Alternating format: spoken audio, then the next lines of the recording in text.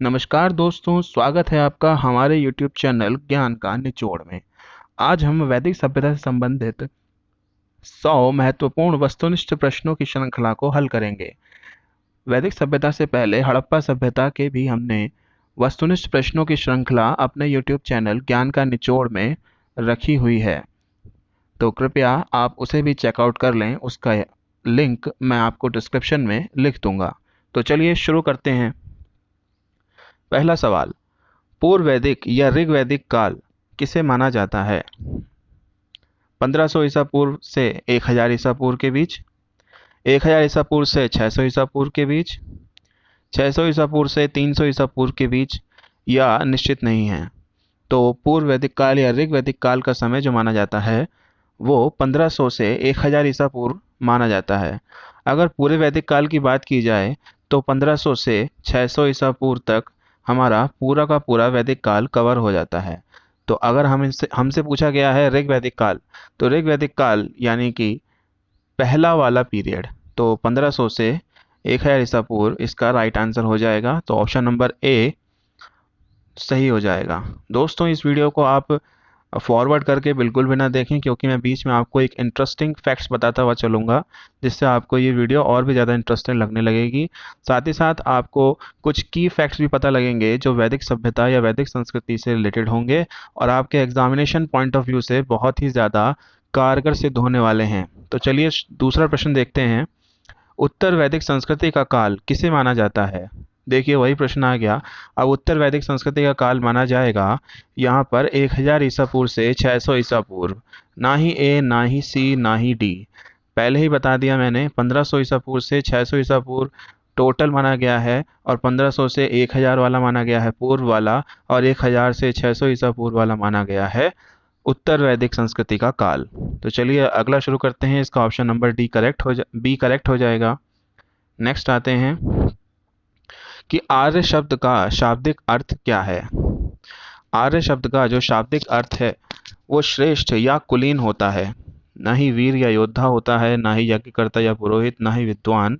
श्रेष्ठ या कुलीन व्यक्ति ही आर्य कहलाता है। नेक्स्ट, प्रारंभिक आर्यों के बारे में निम्न कथनों में से कौन सा कथन सही नहीं है? वे संस्कृत बोलने वाले थे। देखिए, आर्यों की भाषा संस्कृत थी, इसलिए ये कथन सही है इनके मामले में, लेकिन हमें बताना है कौन सा सही नहीं है। नेक्स्ट देखते हैं। वे घुड़सवारी किया करते थे, बिल्कुल ठीक, क्योंकि वह घोड़ा लाए थे अपने साथ, और घोड़ा उनका एक पालतू पशु था और ज़्यादा प्रिय पशु भी था, तो वो घुड़सवारी किया करते थे। ये कथन इनके बारे में बिल्कुल ठीक हो जाएगा। वे कई झुंडों में भारत पहुंचे थे, ये भी बिल्कुल ठीक है, लेकिन ये ठीक नहीं है कि वे मुख्यतः नगरों में निवास करते थे। तो इसका सही जो राइट आंसर हो जाएगा वो डी हो जाएगा कि वे मुख्यतः नगरों में निवास करते थे, क्योंकि प्रारंभिक आर्य सभ्यता की जो रहने का जो तरीका था वो ग्रामीण था, एक कबीलाई समुदाय में ये लोग रहा करते थे। तो नेक्स्ट प्रश्न देखते हैं। इसमें से किस फसल का ज्ञान वैदिक काल के लोगों को नहीं था? जौ, गेहूं, चावल या तंबाकू? देखिए, जौ से भी वो परिचित थे, गेहूं से भी परिचित थे और चावल से भी परिचित थे, लेकिन तंबाकू से वह लोग बिल्कुल भी परिचित नहीं थे। तंबाकू से बिल्कुल भी परिचित नहीं थे, तो इसका आंसर हो जाएगा डी, तंबाकू। नेक्स्ट आते हैं। उत्तर वैदिक काल के वेद विरोधी ब्राह्मण या धार्मिक अध्यापकों को किस नाम से जाना जाता था? यजमान, श्रवण, अथर्वण या श्रेष्ठिन? तो उत्तर वैदिक काल के वेद विरोधी ब्राह्मण जो थे उनको श्रमण के नाम से जाना जाता था। तो इसका ऑप्शन नंबर डी करेक्ट हो जाएगा, श्रमण। नेक्स्ट, वैदिक गणित का महत्वपूर्ण अंग है। वैदिक गणित का महत्वपूर्ण अंग पूछ रहा है, तो वैदिक गणित का महत्वपूर्ण अंग हो जाता है शुल्व सूत्र। देखिए, शतपथ ब्राह्मण तो ब्राह्मण था इनका, शतपथ। अथर्ववेद इनका एक वेद था। छांदोग्य उपनिषद भी एक उपनिषद था, लेकिन शुल्व सूत्र जो है वो ज्यामिति से संबंधित है और वैदिक गणित का ये महत्वपूर्ण अंग बन जाता है। नेक्स्ट, किस वेद में प्राचीन वैदिक युग की संस्कृति के बारे में सूचना दी गई है? तो हम जानते हैं कि वैदिक युग की जो संस्कृति है उसके बारे में ऋग्वेद में जानकारी मिलती है, तो इसका आंसर ऋग्वेद हो जाएगा। नेक्स्ट, उत्तर वैदिक काल में लिखे गए ग्रंथों का सही क्रम कौन सा है? वेद, ब्राह्मण, आरण्यक, उपनिषद। वेद, उपनिषद, ब्राह्मण, आरण्यक। उपनिषद, वेद, ब्राह्मण, आरण्यक। वेद, आरण्यक, ब्राह्मण, उपनिषद। देखिए दोस्तों, इस क्वेश्चन में बहुत ज़्यादा कन्फ्यूजन हो जाती है और ये एग्जाम पॉइंट ऑफ व्यू से बहुत ही ज़्यादा मोस्ट इंपॉर्टेंट क्वेश्चन है। उत्तर वैदिक काल में लिखे गए ग्रंथों का सही क्रम पूछ रहा है, तो सही क्रम तो सबसे पहला वेद ही हो जाएगा, यानी ए या बी में से कुछ ना कुछ हो सकता है, तो पहला वेद हो जाएगा, बिल्कुल ठीक। लेकिन वेदों के बाद ब्राह्मण आए थे, ना कि उपनिषद। तो इसका करेक्ट आंसर जो होगा ऑप्शन ए हो जाएगा। अभी हम इसे पूरा देख लेते हैं। पहले आए वेद, फिर आए ब्राह्मण, फिर आए आरण्यक और फिर आए उपनिषद। इन चारों का आपस में कनेक्शन है, एक दूसरे से कनेक्शन जोड़ते हुए चल रहे हैं ये। वेद, ब्राह्मण, आरण्यक, उपनिषद। ब्राह्मण जो बने थे वो वेदों के लिए ही बने थे, और ब्राह्मणों का सार, ब्राह्मणों का निचोड़ जो था वो आरण्यकों में था, और इसके बाद उपनिषद बनाए गए। उपनिषदों को समझने के लिए वेदांग आए, वो बात की बात है। नेक्स्ट आते हैं क्वेश्चन पे कि वेदों की संख्या कितनी है। देखिए, सभी जानते हैं वेद 4 हैं हमारे हिंदू धर्म में, तो वेदों की संख्या 2, 3 या 5 नहीं, बल्कि सी ऑप्शन 4 हो जाएगी। इसमें पहला वेद ऋग्वेद है, फिर सामवेद, यजुर्वेद और अथर्ववेद आ जाते हैं। नेक्स्ट क्वेश्चन देखते हैं, कौन से 3 वेद संयुक्त रूप से त्रयी या वेद त्रयी कहलाते हैं? यूपीपीएससी यूपीपीएससी यूपीपीएससी का मोस्ट इम्पॉर्टेंट क्वेश्चन है ये, क्योंकि ये थोड़ा सा डीप है कि त्रयी या वेद त्रयी में पूछ लिया गया है। तो इसमें अथर्ववेद को शामिल नहीं किया गया है, बाकी सभी तीनों वेदों को त्रयी में शामिल किया गया है। तो इसका ऑप्शन नंबर ए हो जाएगा आंसर करेक्ट, ऋग्वेद, यजुर्वेद और सामवेद। देखिए, तीनों ऑप्शन में अथर्ववेद दिया हुआ है, तो अथर्ववेद इसमें नहीं होगा। नेक्स्ट है, भारत का राज चिन्ह में प्रयुक्त होने वाला सत्यमेव जयते किस उपनिषद से लिया गया है? This is also a most important question. देखिए, कंठोपनिषद, ईशोपनिषद और बृहदारण्यक उपनिषद इसमें से नहीं लिया गया है, जबकि लिया गया है मुंडकोपनिषद से। कहीं कहीं इसको मुंडक और उपनिषद अलग अलग लिख दिया जाएगा, लेकिन अगर आप इसकी संधि करेंगे तो मुंडकोपनिषद हो जाएगा, ओ की मात्रा लग जाएगी। नेक्स्ट आ जाएंगे, ऋग्वैदिक आर्यों का मुख्य व्यवसाय क्या था? पूछ रहा है ऋग्वैदिक आर्यों का मुख्य व्यवसाय। तो यहाँ एक ध्यान देने बात वाली बात यह है कि यहाँ पर ऋग्वैदिक की बात की गई है। अगर उत्तर वैदिक की गई होती तो उसके लिए अलग व्यवसाय होता। तो ऋग्वैदिक के लिए ऑप्शन दे रहा है कृषि, पशुपालन, शिक्षा या व्यवसाय। तो इसके लिए सही आंसर हो जाएगा पशुपालन। जो ऋग्वैदिक काल के आर्य थे वो ज़्यादातर पशुपालन को अच्छा व्यवसाय मानते थे और मुख्य व्यवसाय मानते थे, क्योंकि वो शुरुआत में पशुओं से रिलेटेड ही थे और पशुओं को बहुत ज़्यादा इधर उधर चराते थे। इसी वजह से वो मध्य एशिया से हमारी तरफ आए थे, खूब सारे पशुओं को लेकर आए थे और पशुओं का पालन ही उनके लिए सर्वश्रेष्ठ मुख्य व्यवसाय हो गया था। नेक्स्ट आ जाते हैं, भारतीय संगीत का आदि ग्रंथ किसे कहा जाता है? तो संगीत का आदि ग्रंथ जो है वो यजुर्वेद नहीं कहलाता, ना उपनिषद, ना ही ऋग्वेद, बल्कि सामवेद कहलाता है। ऑप्शन नंबर डी हो जाएगा इसका करेक्ट आंसर। नेक्स्ट देखते हैं, प्रथम विधि निर्माता कौन है? विधि के निर्माता पूछे हैं। तो विधि के निर्माता यानी कि किस तरीके से हमें काम करना चाहिए, कैसी राज व्यवस्था होनी चाहिए, कैसी सामाजिक व्यवस्था होनी चाहिए। तो मेनली सामाजिक व्यवस्था की बात कर रहे हैं हम यहाँ पर। तो विधि, कैसी विधि होनी चाहिए, वो मनु जो थे उन्होंने बताया था अपनी एक स्मृति में, जिसको कहा जाता है मनु स्मृति। तो प्रथम विधि निर्माता को श्रेय जो है वो मनु को ही जाता है। नेक्स्ट आ जाते हैं, कृष्ण भक्ति का प्रथम और प्रधान ग्रंथ है। देखिए, ये भी बहुत इंपॉर्टेंट क्वेश्चन है, लोग इसमें बहुत गलत कर जाते हैं। लोग महाभारत लगा आते हैं, जबकि आंसर होता है इसका श्रीमद् भगवत गीता। श्रीमद् भगवत गीता जो है वो श्री कृष्ण की भक्ति का प्रथम और प्रधान ग्रंथ माना जाता है। नेक्स्ट आ जाते हैं, ऋग्वेद में संपत्ति का मुख्य रूप क्या है? देखिए, यहाँ पर बात ऋग्वेद की हो रही है, ऋग्वेदिक काल की नहीं हो रही है। तो यहाँ पर ऋग्वेद का संपत्ति का जो मुख्य रूप बताना चाहिए, इन्होंने ऑप्शन दिए हैं गोधन, भूमि या ए और बी दोनों, या इसमें से कोई नहीं। तो यहाँ पर इसका करेक्ट आंसर जो हो जाएगा वो हो जाएगा गोधन, ए। नेक्स्ट, ऋग्वेद के किस मंडल में शूद्र का पहली बार उल्लेख मिलता है? 7वें, 8वें, 9वें या 10वें? तो देखिए क्वेश्चन उसने ज़रा घुमा के पूछ लिया गया है कि शूद्र का उल्लेख पहली बार कहाँ मिलता है। अगर कहीं काफ़ी बुक्स आप पढ़ेंगे तो उसमें लिखा होगा कि ऋग्वेद के 10वें मंडल में पुरुष सूक्त दिया हुआ है, जिसमें 4 वर्णों की व्याख्या की गई है या उन्हें बताया गया है, 4 वर्णों की कल्पना की गई है। तो उन्हीं 4 वर्णों में से चौथा वर्ण जो है वो शूद्र का हो जाता है। तो यहाँ पर उसने बस घुमा के पूछ लिया कि शूद्र का उल्लेख कहाँ हुआ है, तो हम बता देंगे ऑप्शन नंबर डी, 10वें मंडल में पुरुष सूक्त में ऋग्वेद के शूद्र का उल्लेख पहली बार मिलता है। नेक्स्ट आ जाते हैं, पुराणों की कितनी संख्या है? तो हमारे सभी लोग जानते हैं कि सबसे ज़्यादा लोकप्रिय क्वेश्चन यही है, और 18 इसकी संख्या होती है पुराणों की, जिसमें सबसे पुराना कौन सा पुराण है या आप मुझे कमेंट बॉक्स में बताएं। नेक्स्ट, वैदिक धर्म का मुख्य लक्षण इनमें से किसकी उपासना थी? तो वैदिक धर्म का मुख्य लक्षण इसमें से किसकी उपासना थी, ये पूछ रहा है। वैदिक सभ्यता के लोग पशुपति को मानते थे, देवी माता को मानते थे, त्रिमूर्ति को मानते थे या प्रकृति को मानते थे? तो देखिए पशुपति जो थे वो नहीं थे यहाँ पर, क्योंकि ये हड़प्पा सभ्यता के थे। देवी माता भी नहीं थी, त्रिमूर्ति भी नहीं थे, ये लोग प्रकृति की पूजा किया करते थे। तो इसका ऑप्शन नंबर ए हो जाएगा, प्रकृति। नेक्स्ट आ जाते हैं, किस देवता के लिए ऋग्वेद में पुरंदर शब्द का प्रयोग हुआ है?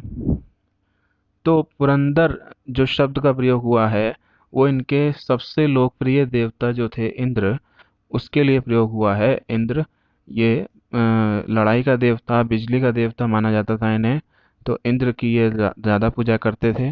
तो इसमें ऋग्वेद में पुरंदर शब्द का प्रयोग जो हुआ है वो इंद्र के लिए हुआ है। नेक्स्ट देखिए, शुल्ब सूत्र किस विषय से संबंधित पुस्तक है? वही क्वेश्चन रिपीट हो रहा है, बस उसने थोड़ा सा घुमा के आपसे पूछ लिया कि शुल्ब सूत्र किस विषय से संबंधित हो रहा है। तो आप बता सकते हैं कि शुल्ब सूत्र जो है वो ज्यामिति से संबंधित है। देखिए इसमें गणित भी ऑप्शन दिया हुआ है, लेकिन अगर गणित में भी एक उपशाखा उसकी ज्यामिति है तो हमें ज्यामिति ही टिक करना है, गणित टिक नहीं करना है।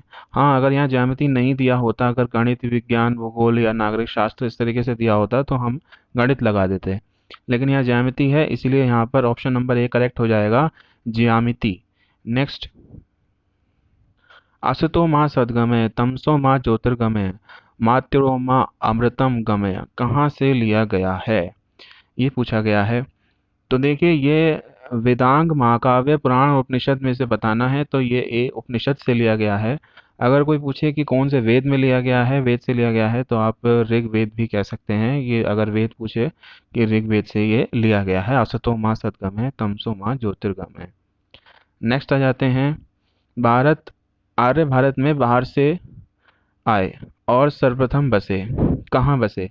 देखिए मोस्ट इम्पॉर्टेंट क्वेश्चन है ये यूपीपीएससी और एसएससी और रेलवेज का मोस्ट फेवरेबल क्वेश्चन है। तो इसका आंसर हो जाएगा सी, पंजाब के क्षेत्र में। पंजाब के क्षेत्र में वो आकर बसे थे, ना ही साम तट में बसे थे, ना ही प्रयाग ज्योतिष में बसे थे, और ना ही पांचाल क्षेत्र में आकर वो बसे थे। नेक्स्ट आ जाते हैं, वेदों को अपौरुषेय क्यों कहा गया है? देखिए यहाँ पे शे जो है वो शाह से षटकोण वाला होगा, तो आप प्लीज़ माइंड मत करिएगा। तो नेक्स्ट क्वेश्चन बोल रहा है कि अपौरुषेय क्यों कहा गया है। देखिए यहाँ पे इसी के ही वर्डिंग में आंसर छिपा हुआ है। फिलहाल मैं पहले क्वेश्चन के ऑप्शंस पढ़ देता हूँ। क्योंकि वेदों की रचना देवताओं द्वारा की गई है, इनकी रचना पुरुषों द्वारा की गई है, ऋषि द्वारा की गई है, या इनमें से कोई नहीं। तो अपौरुषेय मतलब कि जो पुरुष के द्वारा ना लिखे गए हों। पुरुष तो ऋषि भी होते हैं और पुरुष तो पुरुष हैं ही, लेकिन जो देवता होते हैं वो पुरुषों से ऊपर माने जाते हैं, मानवों से ऊपर होते हैं। तो इसीलिए इनको अपौरुषेय कहा जाता था, क्योंकि इनकी रचना देवताओं द्वारा की गई है, ऐसा माना जाता है। ठीक है। नेक्स्ट, वैशेषिक दर्शन के प्रतिपादक पूछ रहा है। तो वैशेषिक दर्शन के प्रतिपादक जो होंगे या तो कपिल होंगे, या अक्षपाद होंगे, या उलूक कणाद होंगे, या पतंजलि होंगे। तो इसमें ऑप्शन नंबर सी करेक्ट हो जाएगा, उलूक कणद। कपिल जो थे वो सांख्य दर्शन के थे, गौतम ऋषि जो थे वो न्याय दर्शन के थे, और पतंजलि, आप मुझे बताना पतंजलि कमेंट करके कि वो कौन से दर्शन के प्रतिपादक थे। नेक्स्ट, मीमांसा या पूर्व मीमांसा दर्शन के प्रतिपादक हैं। देखिए ये भी बहुत इंपॉर्टेंट क्वेश्चन बन जाता है, क्योंकि सांख्य और न्याय दर्शन के तो सभी लोग पूछ लेते हैं, लेकिन मीमांसा और पूर्व मीमांसा के दर्शन के प्रतिपादक भी हमें पता होने चाहिए।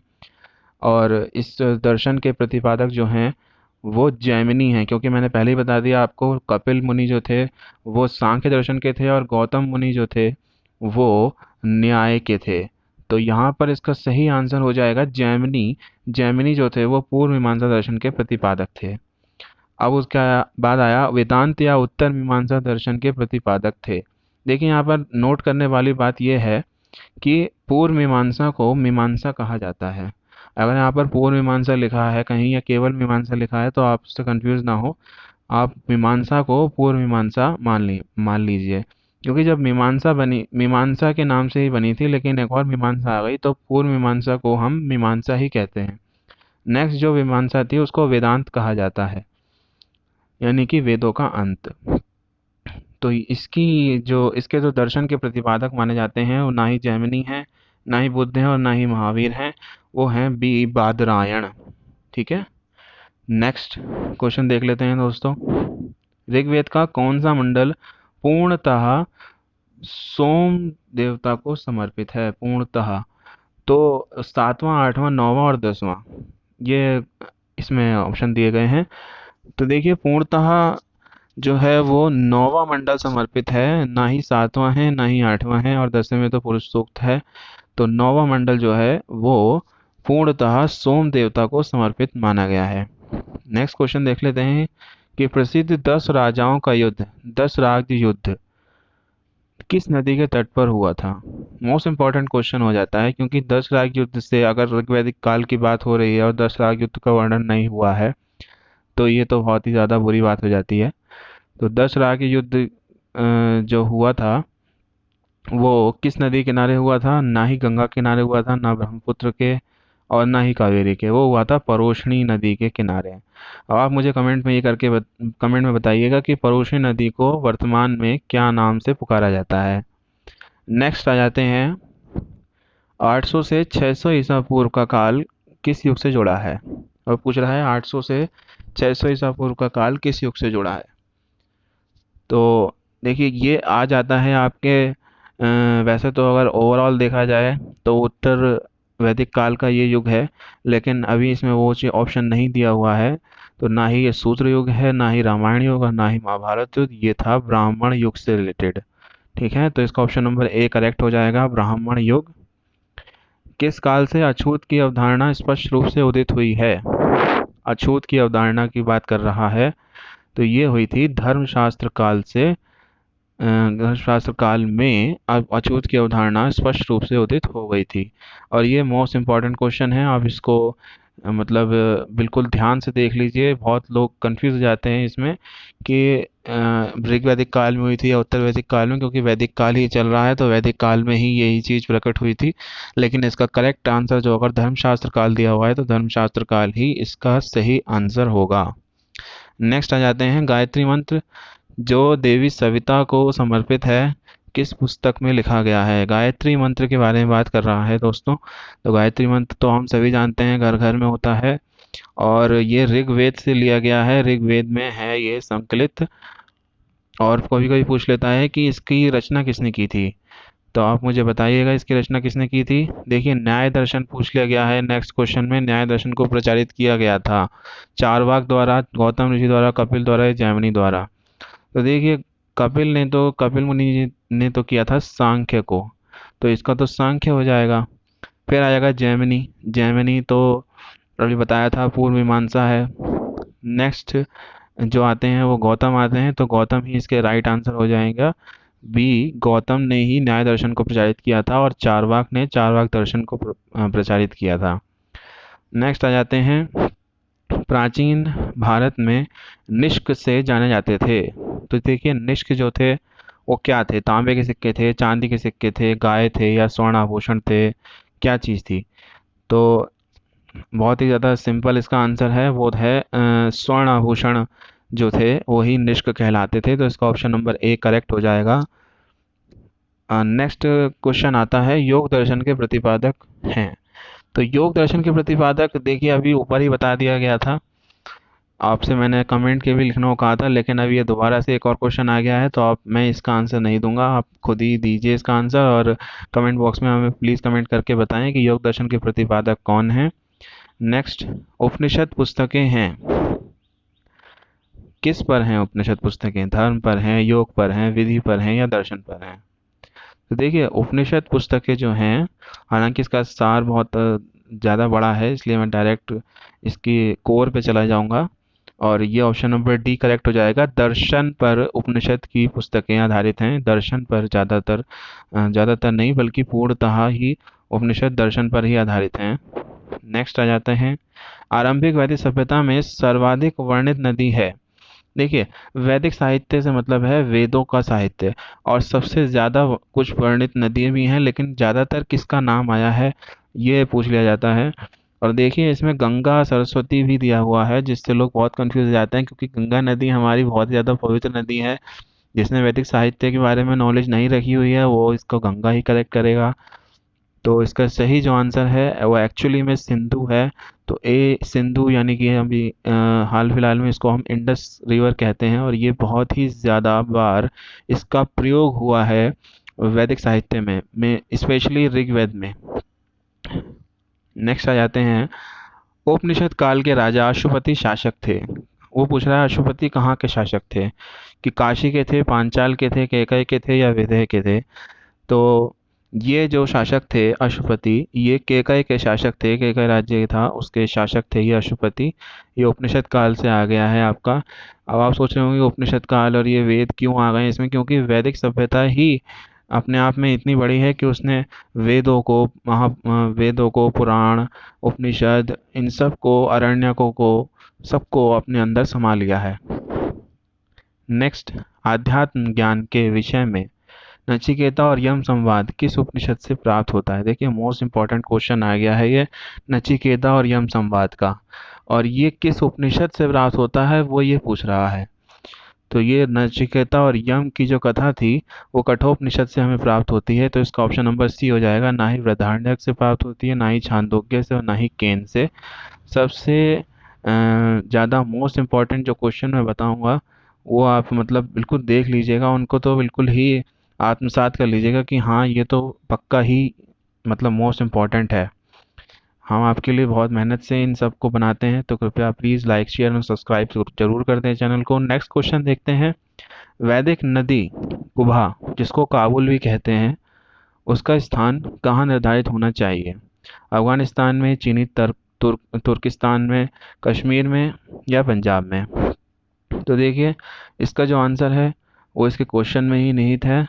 देखिए काबुल, काबुल कहाँ की राजधानी है?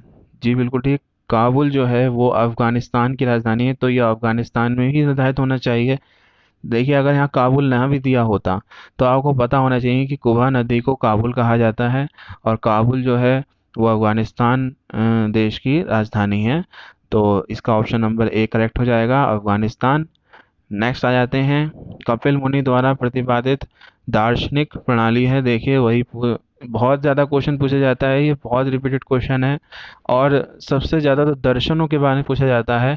वो यही पूछा जाता है कि किसने कौन सा दर्शन दिया था, और कपिल मुनि ने सबसे पहला दर्शन दिया था वो था सांख्य दर्शन, और पूर्व मीमांसा जैमिनी ने दिया था, न्याय दर्शन आपको पता ही है गौतम ने दिया था, उत्तर मीमांसा बादरायण ने दिया था। ये मैंने आपको पहले ही बता दिया है। नेक्स्ट क्वेश्चन देखते हैं, भारत के किस स्थान की खुदाई से लौह धातु के प्रचलन के प्राचीनतम प्रमाण मिले हैं? तक्षशिला, अतरंजीखेड़ा, कौशाम्बी और हस्तिनापुर। देखिए ये थोड़ा आधुनिक का क्वेश्चन है, लेकिन ये है हमारा उसी काल से जो हम पढ़ रहे हैं। तो देखिए लौह धातु के प्रचलन के प्राचीनतम प्रमाण पूछ रहा है ये, तो लोग जो होते हैं वो थोड़ा करंट का नहीं पढ़ पाते हैं। तो ये हुआ था अतरंजी खेड़ा में प्राप्त, तो इसका बी ऑप्शन सही हो जाएगा, अतरंजी खेड़ा। ये भी मोस्ट इम्पॉर्टेंट क्वेश्चन था। नेक्स्ट आता है, निम्न में से किसका संकलन ऋग्वेद पर आधारित है? पूछना चाह रहा है कि कौन सा वेद ऐसा है जो ऋग्वेद पर ही आधारित है। तो देखिए ऋग्वेद पर जो आधारित है वो है एक्चुअली में सामवेद जो है वो ऋग्वेद पर आधारित है, क्योंकि ऋग्वेद की ऋचाओं को ही सामवेद में गा के प्रस्तुत किया जाता है ज़्यादातर ऋचाओं को। तो इसका आंसर जो हो जाएगा option number B, Samaveda. Next question पे आते हैं, कौन सा प्रस्थान त्रयी में शामिल नहीं है? देखिए ऊपर आया था वेद त्रयी या त्रयी, और यहाँ पर है प्रस्थान त्रयी। तो प्रस्थान त्रयी में कौन शामिल नहीं है? हमने जानबूझ के आपके लिए क्वेश्चन डाला है जिससे आपको प्रस्थान त्रयी यानी त्रयी का मतलब होता है तीन, तो तीनों आपको पता लग जाए और कौन सा नहीं है ये भी पता लग जाए। तो जब तीनों पता लग जाएंगे तो ऑब्वियस सी बात है आप छांट लेंगे उसमें से। तो देखिए प्रस्थान त्रयी में जो शामिल हैं वो कौन कौन हैं? देखिए ब्रह्मसूत्र है, भगवत गीता है, उपनिषद हैं। लेकिन जो भागवत है, ये जो भागवत है ये इसमें शामिल नहीं है, तो इसका ऑप्शन नंबर ए करेक्ट हो जाएगा। भागवत जो है वो प्रस्थान त्रयी में शामिल नहीं है।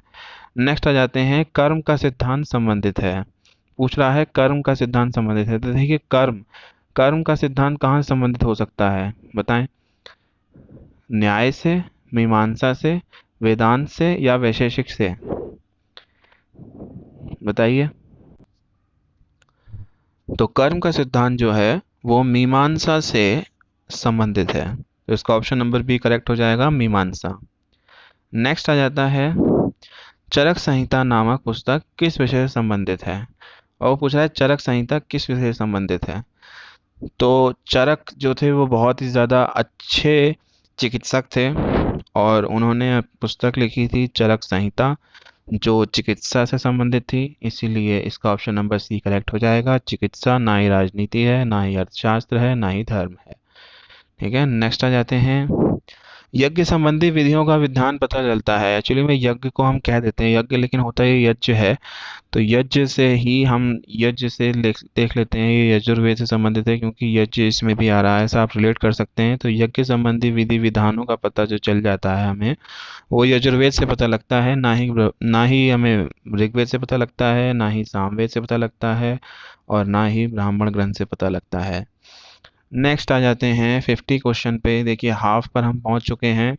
अगर आपको ये वीडियो अच्छी लग रही है तो प्लीज़ लाइक कर दीजिए, शेयर कर दीजिए, इसको अपने दोस्तों को बताइए, सभी लोगों को बताइए इस चैनल के बारे में, जिससे सभी लोग ज्ञान प्राप्त कर सकें और अपनी परीक्षाओं में अच्छे से अच्छा प्रदर्शन कर सकें।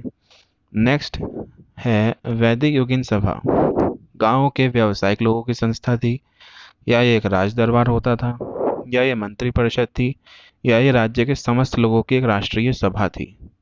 देखिए इस क्वेश्चन में वैदिक योगिन सभा के बारे में पूछा जा रहा है।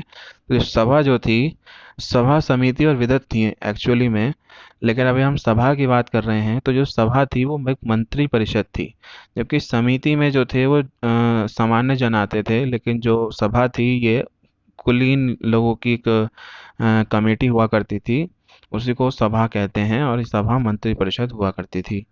नेक्स्ट आ जाते हैं 51 पर, वैदिक युग में प्रचलित लोकप्रिय शासन प्रणाली थी। कैसी शासन प्रणाली थी इनकी? तो इनकी जो थी वो गणतंत्र थी, गणतंत्र शासन प्रणाली वैदिक युग में थी।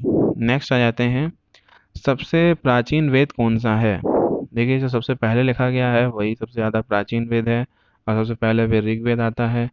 या आप यूँ भी कह सकते हैं कि हम ऋग्वेद काल के बारे में पढ़ रहे हैं तो ऋग्वेद ही इसका आंसर होगा, लेकिन फिर भी ये एक इम्पॉर्टेंट क्वेश्चन बन जाता है कि सबसे प्राचीन वेद कौन सा है? ऋग्वेद है।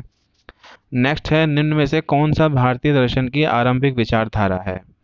यानी कि ऐसा कौन सा दर्शन है जो शुरू में ही लिखा गया, सबसे ज़्यादा शुरू में, और वो हमने पहले ही बता दिया आपको, कपिल मुनि द्वारा सांख्य जो दर्शन दिया गया था वही इसका आंसर हो जाएगा। यही सांख्य दर्शन जो है भारतीय दर्शन की आरंभिक विचारधारा है। नेक्स्ट है, सांख्य, योग, न्याय, वैशेषिक, मीमांसा एवं वेदांत, इन छह भिन्न भारतीय दर्शन की समष्ट रूप से अभिव्यक्ति हुई है, किस युग में हुई है? देखिए ना ही गुप्त युग में हुई है, ना ही कुषाण युग में क्योंकि वो तो उसके बाद आया, और ना ही मौर्य युग में क्योंकि ये तो वैदिक युग के बाद आएगा। तो ये वैदिक युग में ही हुई है, तो इसका ऑप्शन नंबर ए करेक्ट हो जाएगा, वैदिक युग। फिर नेक्स्ट आता है, इनमें से वह दस्तकारी कौन सी है जो ऋग्वैदिक आर्यों के द्वारा व्यवहार में नहीं लाई गई? ठीक है, तो ऋग्वैदिक आर्य के द्वारा व्यवहार में क्या चीज़ नहीं लाई गई वो पूछ रहा है। तो देखिए मृदभांड या पाटरी, यानी कि वो प्लॉटरी का काम तो करते थे, तो वो हो जाएगा सही। आभूषण की वो बनाया करते थे, जिसे निष्क कहते थे, वो बढ़ईगिरी का भी काम करते थे, लेकिन लोहार नहीं थे वो। ठीक है। तो ऋग्वैदिक काल में, एक्चुअली में ऋग्वैदिक काल में लोहे का आविष्कार नहीं हुआ था। ये हुआ था उत्तर वैदिक काल के बाद। उत्तर वैदिक काल में, बल्कि उसके भी थोड़ा सा मतलब संक्रमण काल में, उत्तर वैदिक काल और पूर्व वैदिक काल के संक्रमण काल में ही हुआ था। शुरुआत में इसका लोहे का आविष्कार हो गया था, लेकिन हम पूर्व वैदिक काल में लोहे का आविष्कार नहीं मानते हैं, इसलिए लोहारगिरी का काम नहीं किया करते थे। नेक्स्ट आ जाता है, ऋग्वेद के किन 6 मंडलों को वंश मंडल या गोत्र मंडल कहा जाता है? देखिए, मोस्ट इंपॉर्टेंट क्वेश्चन है। वंश मंडल या गोत्र मंडल थोड़ा डीप क्वेश्चन है ये। तो इसके दूसरे से 7वें मंडल जो हैं ऋग्वेद के, उन्हीं को गोत्र मंडल कहा गया है, क्योंकि ऋग्वेद जो है वो टुकड़ों में बना है। दूसरे से 7वें मंडल जो थे, ये पहले बने थे, उसके बाद 8वां और 9वां जुड़ा था, उसके बाद पहला और 10वां जुड़ा था। ठीक है। तो पहले तो 2 से 7 थे, उसके बाद 8 और 9 जुड़े, और उसके बाद पहला और 10वां मंडल जुड़ा, और सबसे लास्ट में 10वां मंडल जुड़ा था। तो 2 से 7 जो हैं उन्हीं को वंश मंडल या गोत्र मंडल कहा जाता है। नेक्स्ट है, किस वेद में जादुई माया और वशीकरण का वर्णन है? देखिए, ऋग्वेद में ऋचाएँ हैं, यजुर्वेद में यज्ञ संबंधी प्रणालियों का वर्णन है, सामवेद में संगीत का वर्णन है। जो ऋग्वेद की ऋचाएँ वो सामवेद में गाई जाती हैं, लेकिन जो अथर्ववेद है उसी में ये जादुई माया, वशीकरण, जादू टोना, औषधि, इन सब का वर्णन मिलता है। तो इसका ऑप्शन नंबर डी करेक्ट हो जाएगा, अथर्ववेद। नेक्स्ट आते हैं, आर्य शब्द इंगित करता है किस चीज़ को? देखिए, श्रेष्ठ वंश को इंगित करता है। नेक्स्ट है, ऋग्वेद में कुल कितने मंडल हैं? जैसा मैंने अभी बताया था, ऋग्वेद में कुल 10 मंडल हैं, जिसमें दूसरे से 7वां बताया था, फिर 8वें से 9वां बताया था, और फिर पहला और 10वां बताया था, जो आखिरी में जुड़े थे। तो टोटल पूछेगा तो टोटल हमें 10 ही बताने हैं, तो उसका ऑप्शन नंबर ए करेक्ट हो जाएगा, 10। नेक्स्ट है, भारत में आर्य लोग संभवतः आए थे, कहाँ से आए थे? तो देखिए, यूरोप से, मध्य एशिया से, पूर्वी एशिया से, अन्य क्षेत्रों पे इस चीज़ पे बहुत ज़्यादा विवाद है। लेकिन एक वैज्ञानिक थे, आए थे वो, मैक्स मूलर जो थे, मैक्स मूलर नाम के वैज्ञानिक थे। उनका ज़्यादा माना जाता है, प्रामाणिक माना जाता है, इसलिए उनके अनुसार जो थे वो मध्य एशिया से ही आए थे। तो इसका ऑप्शन नंबर बी करेक्ट हो जाएगा, आर्य जो थे वो संभवतः मध्य एशिया से आए थे। बाल गंगाधर तिलक के अनुसार वो आर्कटिक से आए थे। और दयानंद सरस्वती जी के अनुसार वो भूटान के या तिब्बत के क्षेत्र की तरफ से आए थे। तो सब सब विद्वानों के अलग अलग मत हैं, लेकिन मैक्स मूलर का मत ज़्यादा माना जाता है, इसलिए उसका ऑप्शन नंबर बी करेक्ट हो जाएगा, मध्य एशिया। नेक्स्ट है, कौन सा वेद अंशतः गद्य के रूप में भी रचित है? देखिए, अंशतः पूछ रहा है वो, अंशतः गद्य के रूप में। तो अंशतः गद्य के रूप में तो यजुर्वेद ही है, क्योंकि यजुर्वेद जो है वो थोड़ा पद्य में भी है, और थोड़ा जो है वो गद्य रूप में भी है। तो इसका ऑप्शन नंबर बी करेक्ट हो जाएगा, यजुर्वेद। नेक्स्ट है, सभा समिति प्रजापति की 2 पुत्रियां थीं, ये किस वेद में मिलता है?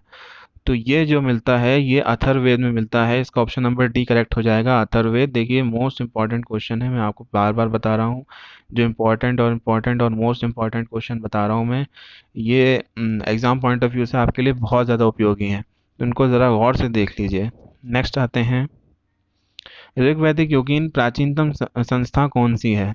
देखिए, मैंने ऊपर ही बताया था कि ऋग्वेद की जो प्राचीनतम संस्थाएं थी वो सभा समिति और विदत थी। परिषद तो नहीं थी, परिषद जो बाद में आई थी, ये मौर्य काल से रिलेटेड है। लेकिन ऋग्वैदिक काल में सबसे पुरानी अगर पूछेगा तो वो विदत थी। ठीक है। विदत जो थी वो सबसे प्राचीनतम संस्था मानी जाती है। हालांकि उत्तर वैदिक काल में इसको समाप्त कर दिया गया, लेकिन विदत जो थी वो सबसे प्राचीन संस्था थी। इसलिए इसका आंसर सी हो जाएगा। नेक्स्ट है, ब्राह्मण ग्रंथों में सर्वाधिक प्राचीन कौन है? ऐत्रेय ब्राह्मण, शतपथ ब्राह्मण, गोपद ब्राह्मण या तांड ब्राह्मण? देखिए, ब्राह्मणों में लोग बहुत कंफ्यूज हो जाते हैं, बड़ा, छोटा, प्राचीन, इन सब में बहुत कंफ्यूज हो जाते हैं। तो देखिए, अगर प्राचीन की बात की जाएगी तो तांड ब्राह्मण जो होगा वही इसका करेक्ट आंसर हो जाएगा। तांड ब्राह्मण जो है वो सबसे ज़्यादा प्राचीन ब्राह्मण है। हम आपको लिखित और प्रमाणिक ज्ञान दे रहे हैं यहाँ पर, इसलिए हमारे ऑप्शंस में बिल्कुल भी कंट्राडिक्शन नहीं है, और इसलिए आप हमारे प्रश्नों पर बिल्कुल आँख मूंद कर यकीन कर सकते हैं कि हाँ, इसका आंसर जो होगा वो बिल्कुल ठीक ही होगा। अगर सबसे बड़े ब्राह्मण की बात की जाए तो वो शतपथ ब्राह्मण हो जाएगा हमारा। और अथर्ववेद का ब्राह्मण गोपद ब्राह्मण है। नेक्स्ट आ जाते हैं, गोत्र व्यवस्था प्रचलन में कब आई? वो पूछ रहा है गोत्र व्यवस्था। गोत्र शब्द जो था ये हमारे ऋग्वेद काल में यूज हुआ था, लेकिन गोत्र को एक व्यवस्था के रूप में बता दिया है इसने, तो ये उत्तर वैदिक काल में होगा इसका आंसर। क्योंकि उत्तर वैदिक काल में गोत्र को गोधन न समझ के अब एक जाति समूह के रूप में देखा जाने लगा, तो ये उत्तर वैदिक काल में ही हुआ।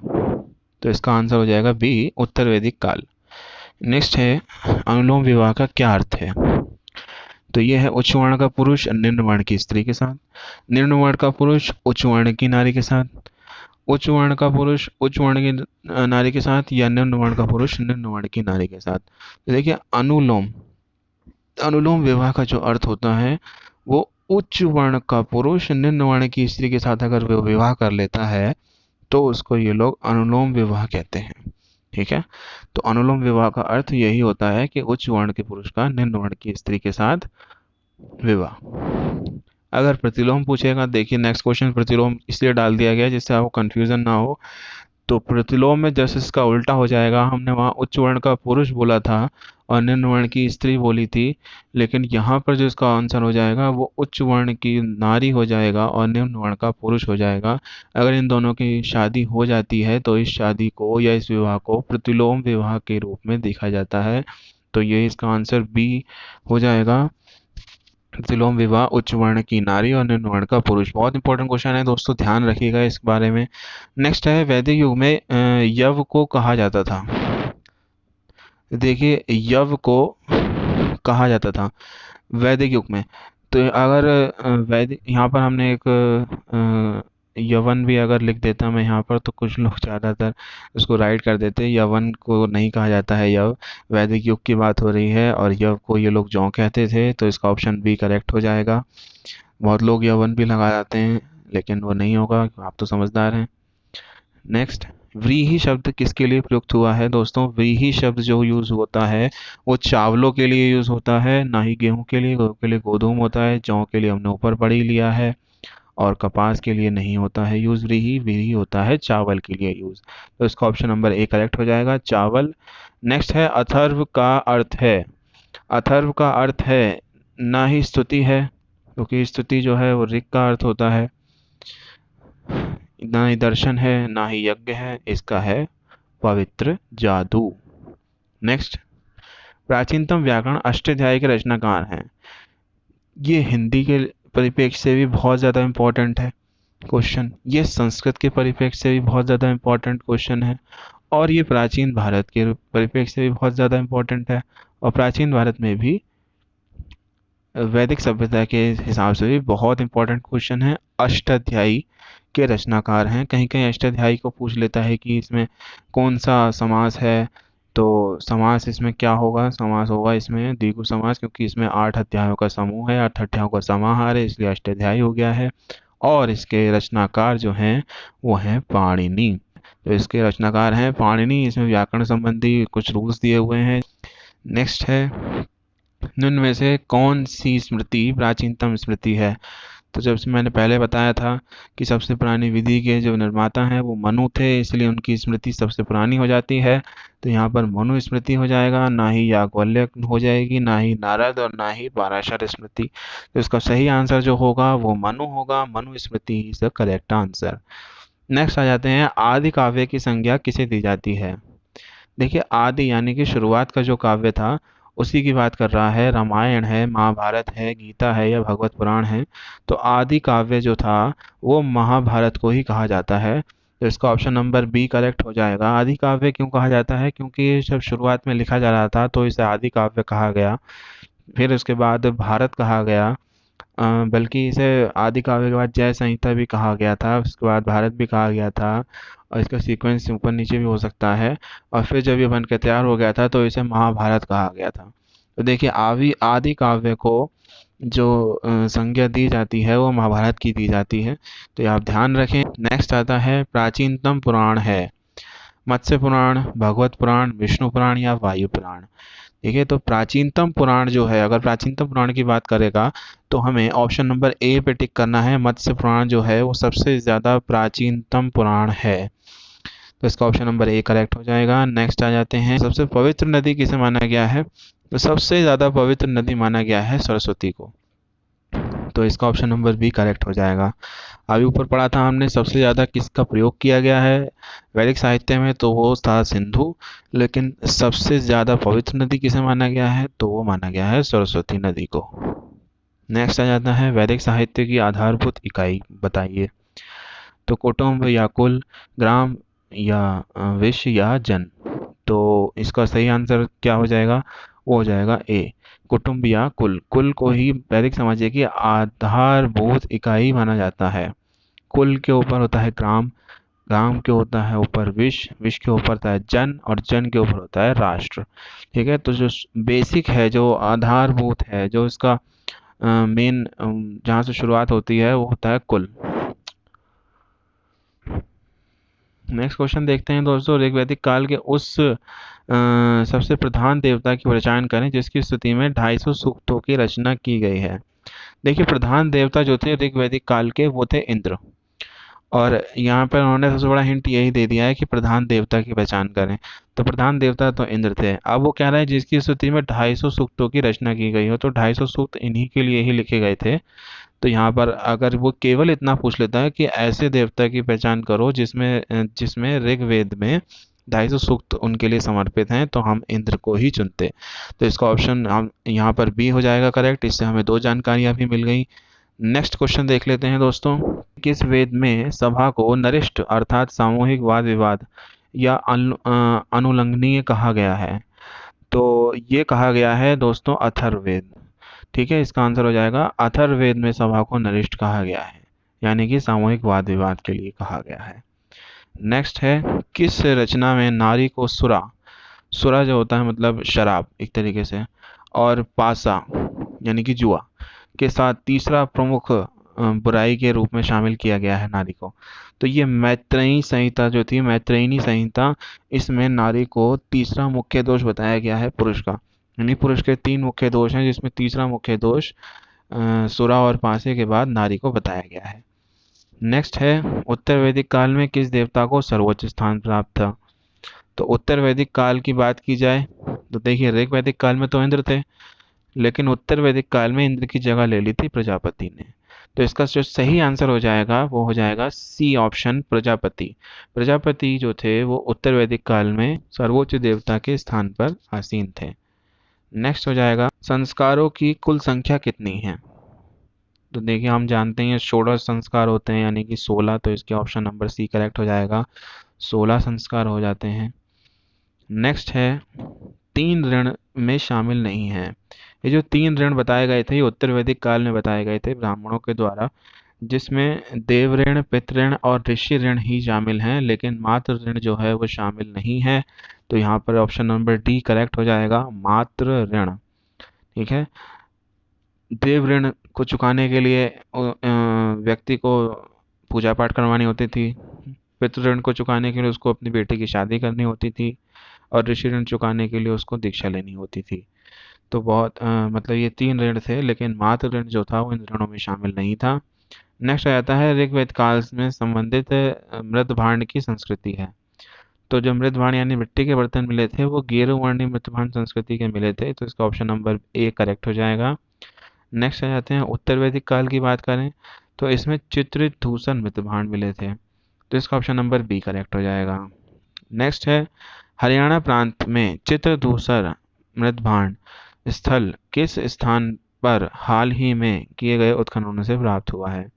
देखिए, हरियाणा में एक जगह पड़ती है भगवानपुर, आलमगीरपुर तो उत्तर प्रदेश में है। ठीक है, हरियाणा में एक जगह है भगवानपुर, और वहीं से ही चित्रित धूसर मृद भांड जो है वो उसके उत्खनन वहाँ का हुआ है और वो प्राप्त हुए हैं। नेक्स्ट आ जाता है, उत्तर वैदिक काल में देवताओं व मनुष्य के मध्यस्थ यानी कि प्रीस्ट ऑफ गॉड थे। ये प्रीस्ट ऑफ गॉड हिंदी में भी लिखा आ सकता है कि प्रीस्ट ऑफ गॉड क्या माने जाते थे उत्तर वैदिक काल में। तो ये जो माने जाते थे ये थे अग्नि। अग्नि जो थे वो देवताओं और मनुष्य के मध्यस्थ का कार्य किया करते थे। तो इसका ऑप्शन नंबर डी करेक्ट हो जाएगा। ऐसा मानते हैं उत्तर वैदिक काल के लोग कि अगर हम अग्नि को कुछ चढ़ाते हैं तो वो अग्नि जो है वो देवताओं तक हमारे हमारे संदेश को पहुंचाते हैं, इसीलिए उनको मध्यस्थ की संज्ञा उन्होंने दे दी थी। नेक्स्ट आ जाते हैं, ऋतस्य गोप किसे कहा गया है? इंद्र, वरुण, विष्णु या सूर्य? तो देखिए जो वरुण है, वरुण को कहा गया है ऋतस्य गोप। तो इसका ऑप्शन नंबर बी करेक्ट हो जाएगा, वरुण। देखिए नेक्स्ट आ रहा है, कौन मूलतः समुद्र या जल का देवता था?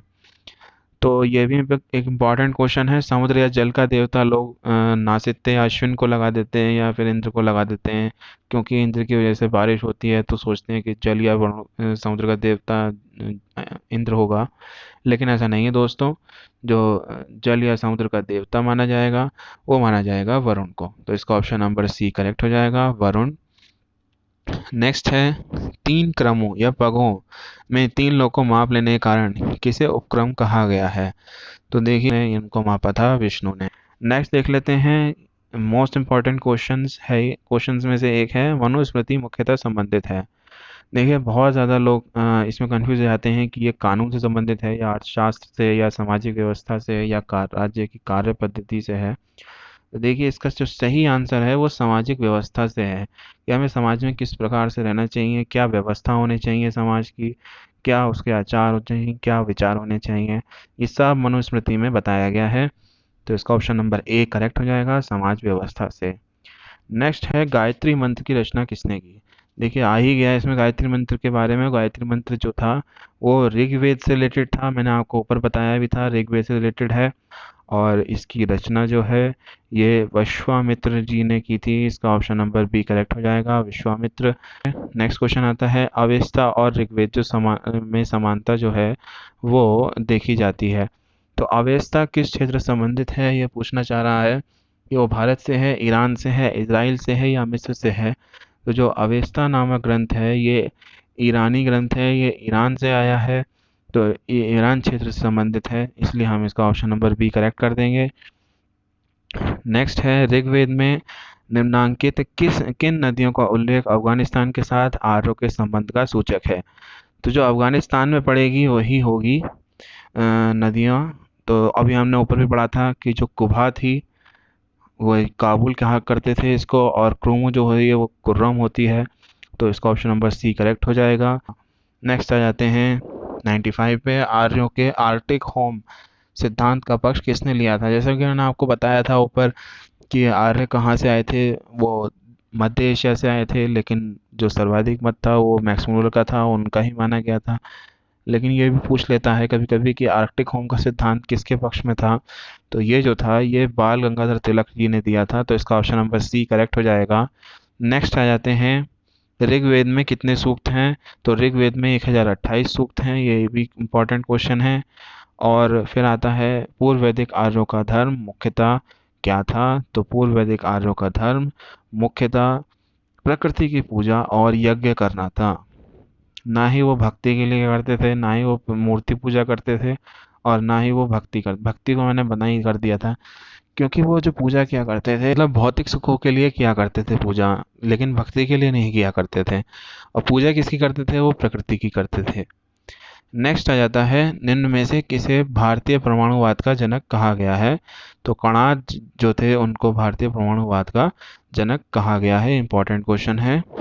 नेक्स्ट आ जाता है, ये most most most important question है दोस्तों। इसको बहुत ही ज़्यादा इम्पोर्टेंट मान के चलिए। और इसका जो सही आंसर होगा, शतपथ ब्राह्मण से संबंधित राजा विदय माधव का संबंधित ऋषि कौन था? तो ना भारद्वाज थे, ना वशिष्ठ थे, ना ही विश्वामित्र थे।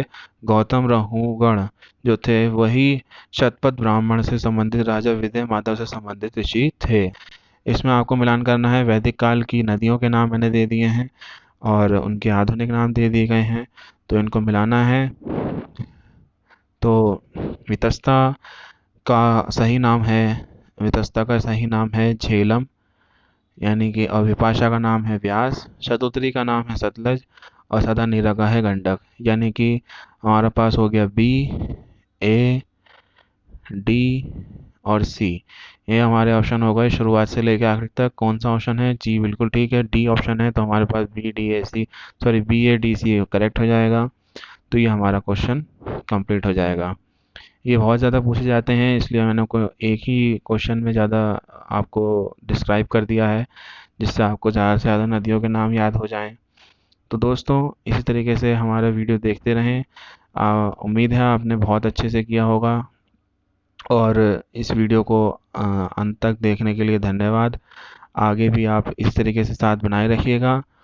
प्लीज़ चैनल को लाइक शेयर एंड सब्सक्राइब कीजिएगा, और हमारे बेल आइकन को क्लिक कर दीजिएगा, जिससे आपको हमारी वीडियो सबसे पहले देखने का मौका मिले।